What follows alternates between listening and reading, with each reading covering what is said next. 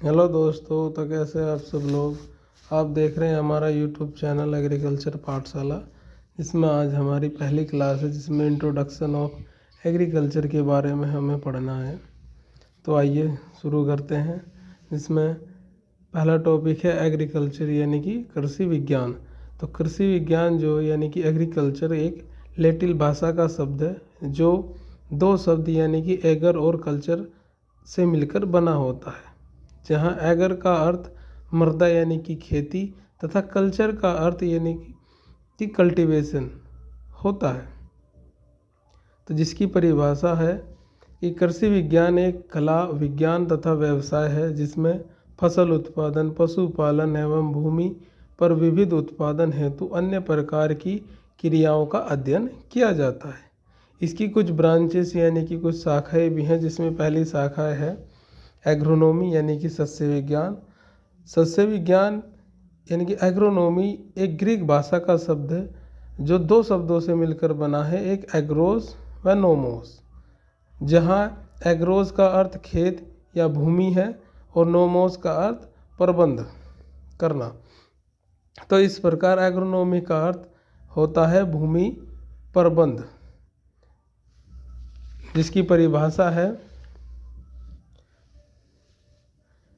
कि सस्य विज्ञान कृषि विज्ञान की वह शाखा है जिसमें मृदा प्रबंध, फसलोत्पादन और के सिद्धांतों एवं क्रियाओं का अध्ययन किया जाता है।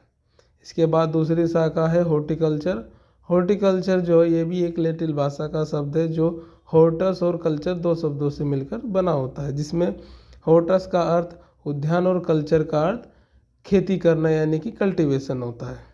जिसकी परिभाषा होती है कि उद्यान विज्ञान कृषि विज्ञान की वह शाखा है जिसमें फल, सब्जी, सजावटी पौधे, फूल, औषधि फसलें, मसाले, रोपित फसलों आदि इन सब फसलों की तुड़ाई के बाद इनके प्रबंध और प्रसंस्करण यानी कि प्रोसेसिंग का अध्ययन किया जाता है। इसके बाद तीसरी शाखा जो है वो है फॉरेस्ट्री यानी कि वानिकी। फॉरेस्ट्री शब्द जो है एक लैटिन भाषा का शब्द है, जिसमें जो वनों का सर्जन, प्रबंध, उपयोग व इसके संरक्षण की विधियों को वानिकी कहा जाता है। इसके बाद इसकी नंबर 4 शाखा है एनिमल हस्बेंड्री, जिसमें पशुपालन कृषि विज्ञान की वह शाखा है जिसके अंतर्गत घरेलू पशुओं के प्रजनन, पालन पोषण, उसमें होने वाले उनसे जो हमें उत्पाद मिलता है उसके का अध्ययन इसमें किया जाता है।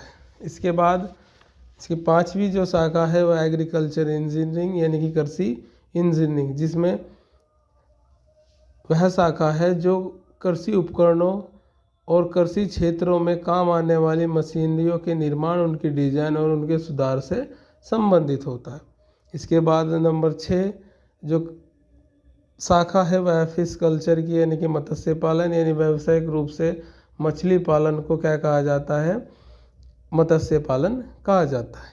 इसके बाद नंबर 7 पर आती है एपीकल्चर यानी मधुमक्खी पालन। ये एपीकल्चर भी एक लैटिन भाषा का शब्द है।